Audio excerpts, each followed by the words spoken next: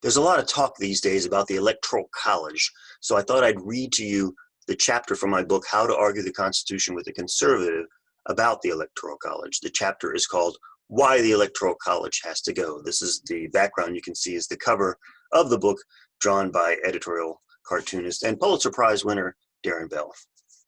Why the Electoral College has to go. Let's talk about the dreadful Electoral College, one of those compromises that was needed in order to get the Constitution passed. First, don't get confused by the word college. It simply means a group of smart people. Well, that was the idea, of course, but as we have seen, the Electoral College has basically the same standards as Trump University. Each state was giving a number of electors. How many? Well, you'd get one for every seat you had in the House of Representatives, and then bonus ones for each senator, meaning that even the smallest state would get 3. So boom, already you're not dealing with equal representation, since those bonus senators are not based on a state's population. Look at it this way. An elector in populous California represents about 677,000 Californians. To compare, Wyoming's population for the entire state is around 564,000, meaning an elector from Wyoming represents only about 188,000 people. Now, can you guess which states are unlikely to want to get rid of the Electoral College? Hint, the smaller, more rural, more conservative ones, the Republican ones, the ones that have benefited twice in the past 20 years from the Electoral College. Anyway, these electors are required by the Constitution to meet and vote on who should be president, and then they send their results to Washington, which in those days could take weeks. But let's discuss why we need to ditch the whole thing. Honoring the founding fathers? Meh. You can't change the Electoral College, conservatives scream. It's what the founding fathers want.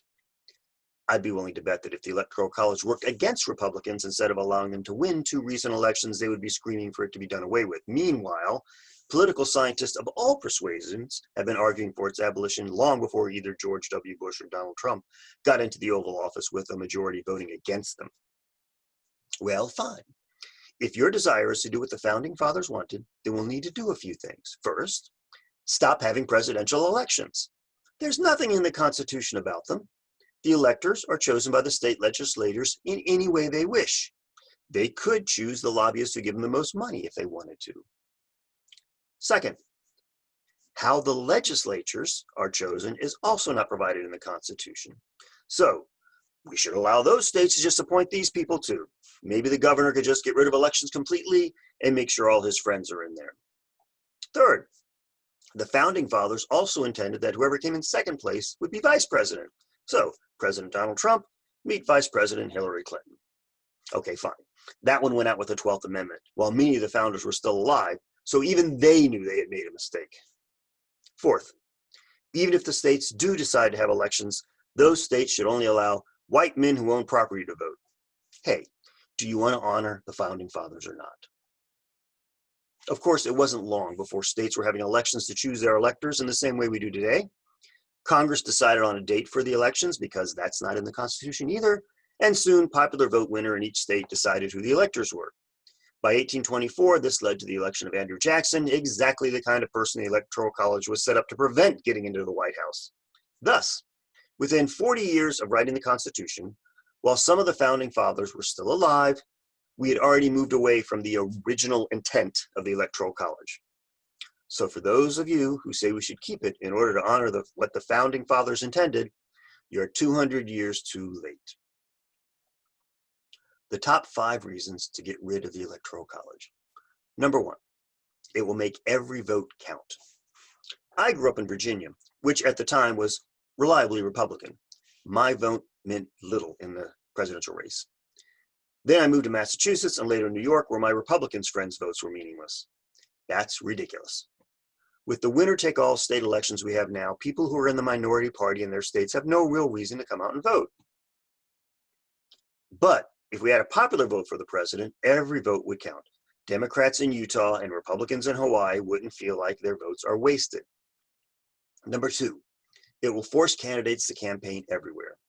There are states that rarely see a political campaign, where the candidate visits only to raise money and then disappears. The candidates also pay an inordinate amount of attention to whatever issues are important to these swing states that are in play, even if those issues would hurt the rest of the country. Oh no, some of the lovers of the Electoral College shout, but then the candidates will just go to the cities. Yes, the cities, where the vast majority of Americans live. Of course they will, but why is that a bad thing? If you're trying to get the votes of a majority of people, you go where the majority of the people are. Democrats currently avoid big cities and red states like Texas, even though those cities regularly vote Democratic. Republicans also ignore them because they know they're going to win the state anyway, even if those cities vote Democratic. How is this a good thing? How is ignoring voters possibly good for a democracy? Politicians currently spend most of their time and money in 8 or so key swing states. The rest of the country watches from the sidelines and hopes that those key states vote the way they want. But come on, swing voters are everywhere.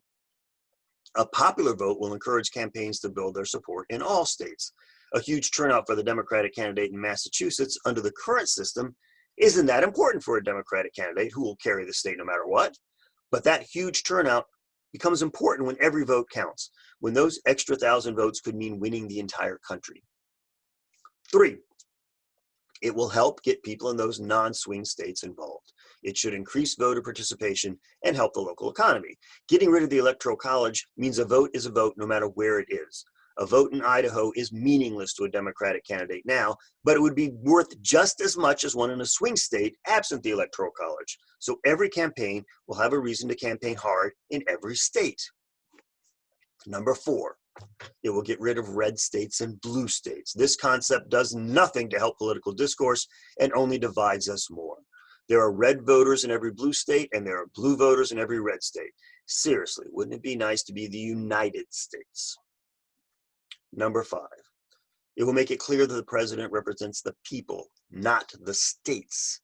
And more importantly, all the people, not just the ones in the states that elected him. But we're not a democracy, the Electoral College supporters whine. We're a representative republic, sorry. Yes, that is what we are. That is what we want to change. We want to be a representative democracy, like every other representative democracy in the world that learned from our mistakes and vowed not to make them. Right now, a president can lose the election and still win. That has happened 4 times in our history, twice in the past 5 elections. We ended up with presidents that a majority of Americans voted against. How is that democracy? That's winning by a loophole. Oh, so you hate federalism, screamed the defenders. Well, no. Getting rid of the Electoral College won't affect federalism at all. Each state will still have its own laws, its own governors, its own identity. This argument is based on the concept that the president represents the states and not the people. And while that may have been the original intent, so what?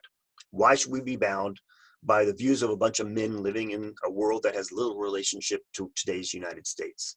No other democracy in the world does it this way, even those that have equivalent structures to our states. So let's talk about the Wyoming Plan. Every 10 years, there's a census, and the country is divided up into 435 districts of equal population as possible. Every 10 years, some states get new House members, like California, Texas, and Florida mostly, and other states lose them, Ohio and Pennsylvania among them, as the population grows and moves to warmer climates. Where did the number 435 come from? It's not in the Constitution at all. The number just kept growing year by year until the House grew in size. Someone said, hey, this is getting unreasonable. Let's set a limit at where we are now. Here's the big problem with setting that limit. You can't divide across state lines, and you can't have less than 1 representative per state. So we end up with some states with only 1 House member, with a district smaller than the average district. Wyoming is the least populous state. There are more people living in Washington, D.C. than all of Wyoming. Wyoming gets 1 representative who represents all 500,000 or so of their residents. Meanwhile, the rest of the country divides up the rest best it can. Now, getting rid of the Electoral College requires a constitutional amendment. So some people are now arguing for Congress to change the number of representatives using the Wyoming Plan. Basically, you would take the smallest district, Wyoming, and use that as a bottom, meaning all other districts in the country would need to be as close to that size as possible. This would add an extra 13 seats to California, the largest gainer. Texas would get 9, New York 7, Pennsylvania 5. You see, we'd end up with a House membership under our current population of 546 instead of 435, but that's not unreasonable for a country with a population as large as ours. And you just need a majority of Congress to pass that law. It won't solve the Electoral College completely, because each state would still get 2 bonus electoral votes, but it would make it a lot fairer without the need for a constitutional amendment. That was my chapter on the Electoral College in my book, How to Argue the Constitution with a Conservative, available everywhere, Amazon, Barnes & Noble, any bookstore, go ask for it, or go to michaelaventrella.com and you can read some of the first chapters as well as read some of the reviews. Thank you very much. Hope this was educational and entertaining.